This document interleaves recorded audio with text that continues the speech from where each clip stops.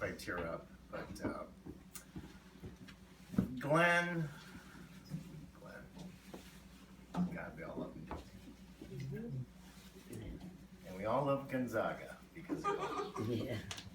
And Chargers. And when I first met Glen, there was a young lady that, a dear friend of mine, Dina, and she says, Mike, I met the most amazing guy in the world. And poor Dina, I mean, she was kind of went through a couple of relationships that didn't work out. And I met Glen, and I instantly fell in love with Glen. And the reason why is because Glen spoke from his heart. And we all knew that, right? That's how Glen was. You know, Glen's emotions he wore on his sleeve. And you always knew where Glen was. And when Glen messed up, you called him on it, Glen knew it. And he sincerely apologized. And he knew he meant it. And he tried so hard to make others happy and to live up to their expectations. And that was Glen, right? I mean, that's how Glen was.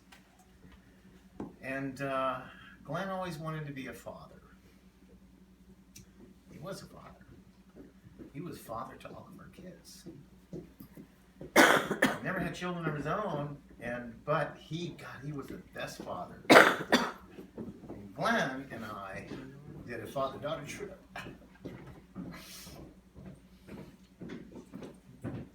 gotta take a glass of wine. I really love Glen. Like we all do. And I saw Glen's love with kids. I mean, kids are like, a pet knows a good person. That dog will come up and you can always tell. And that's how I am. I always, here, I want you to come to my house. I want you to meet my dog, because then I'll know kind of what kind of person you are, as shallow as that is. But kids were like that too. And they always just gleamed to Glen. My own daughter just loved Uncle Glen. But we took the girls to Hawaii, and Glen had that Weston thing, and he just loved sharing that with everyone. And he took Holly, and I took my daughter Asia, and we had the best time. And little Samantha would her and I were talking the other night, and I could tell she was like. She talked about Uncle Glen, how she would sit with him. And Samantha, Glen was like that with every young person. And there's a great picture. And we all went to Mexico one year. And my daughter, Glen would let anyone do his hair. And my daughter did the crazy stuff in his hair. And Glen always had big hair. And everybody loved Glen's hair, And and Glen would just revel in that. You could just see him glow in that moment. And all the girls, they were playing. Oh, braiding his hair, and he just stood there and was going. So Glen was a great father. Glen was a great friend, and he'd give you the shirt off his back. He literally would, and he made you feel. And he cared about you. He cared what you thought about him. He really cared about that. He wanted to earn your respect. And if he disappointed you, it really affected him. And he tried so hard, because we all knew Glen didn't take care of himself. And we all would kind of, Glen, come on, you gotta stop doing this. You're drinking, you're doing this too much. And Glen says, Mike, this is the year. I'm really gonna do it. And he tried so hard, but that demon or whatever just got hold of him, and he just couldn't. But he always wanted to try. It was always next month, I'm going to do it. And I think we love that about Glen, because he was so sincere, just absolutely sincere, and we believed it. We all believed it. And because we loved him, we wanted the best for him. So Glen was a good friend. Glen was a good son. Every time I talk to Glen, I go, So, hey, Glenn. Hey, what you doing next month? Oh, I gotta go down to Palm Desert and take care of my mom. And, Mike, why don't you come with me? And I regret not going. And, but he always wanted to take care of his mother. Take care of her financial needs. And Glenn would talk about, you know, I've got to take care of my investments for my mother. And he loved his mother very much. Glenn was such a Gonzaga sports fan. I want to tell you a story. We all went to Mexico pantyhooking. And so Glenn and I and another friend of Glenn's, Kurt, yeah. And we went into a Mexican restaurant. Gonzaga was playing. It was a Final Four or something like that. And damn mariachi band was playing. He couldn't hear the game. Glenn couldn't hear the game. And only Glenn, no one else.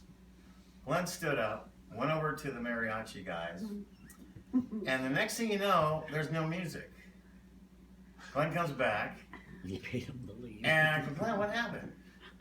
Glenn had paid off the mariachis. He said, great. Because I'm sitting there seeing the mariachis walking out with their guitar cases and everything. And it was his passion. It was a passion for living, his passion for Gonzaga. It was his passion for us as his friends and family. And that's why we all love him. Why we all miss him. He left us way too early.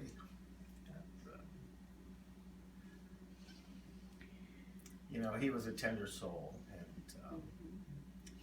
and I was shocked when I heard the news because there were things he was planning. You know, I think Glenn knew where his health was, but he always planned for tomorrow. And he planned, hey, you know, I'm going to get married. And I remember when Glenn came down to Scottsdale, and he was so excited about reconnecting with Nanita. And he was staying at the West, and Mike, come on over. Oh, this is another great story of Glenn. So Glenn and I were sitting there, and I could tell there was something going on. His health, you know, he had put on a little weight. And all of a sudden, they announced the Westin, there was a pie eating contest. I got that picture. Oh my God. So I said, Glenn, what do you think? Come on, let's do it. And Glenn would dive, you know, Glenn would dive into anything. All you had to do was go, Glenn, what do you think? Let's do it! And he would dive, he would so live large. Everything he did was large. He was larger than life, you know. So sure enough, we go to the pie eating contest, and Nanette was there. And the kids had finished, now it's the adults' turn. I guess the only 3 adults that dare to show up is Nanita, Glenn, and myself. And there's these pictures. You gotta see these pictures. I've got the video. Oh, the video is hilarious. Well, Glenn, with his big hair, dives. He literally dives into the pipe because he's competitive. He's a competitive guy. He always wanted to win, and of course, Glenn won that day, and he won the pie eating contest. But the way he did it, I remember when he raised his head. I looked over at him. He had pie dressing in his hair, And he's his going, eyes, and that was Glenn. Glenn didn't care how he looked. He just was in that moment. He was so in the moment of that event. And the sheer joy in his life, and he was ecstatic that he participated. And you know what's so funny? There were kids there that didn't even know Glenn, and guess who they're rooting for? Glenn. It's like he had a magnet about him. You know, he had this magnetism about him. And so Glenn was he lived in a big way. And we're all gonna miss him. But Glenn left.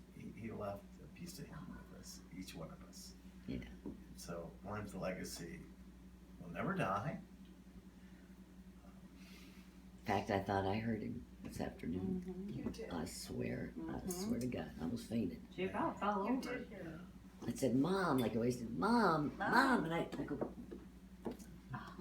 I mean, So exactly what Pam's saying. I went, oh my God. You know, I think Glenn's with us right now, and he's touching each one of us. I hope he is. I hope he knows. So, You see his little baby pictures. He was a cutest Pam, little kid thank yet. you for bringing a wonderful spirit and soul into this world. And you touched all He of was. us. Good kid. So thank you. For Thank you. that. And thank We you. all thank you for that. Thank you for speaking for him. Thank you. Like Thank you, Glenn. I couldn't have done it. Gonzaga. Thank you. Yes, we have That's to. all I have to say. There's so many stories, and we should probably go around the room. And if anyone wants to share a story, a Glenn story, because there's so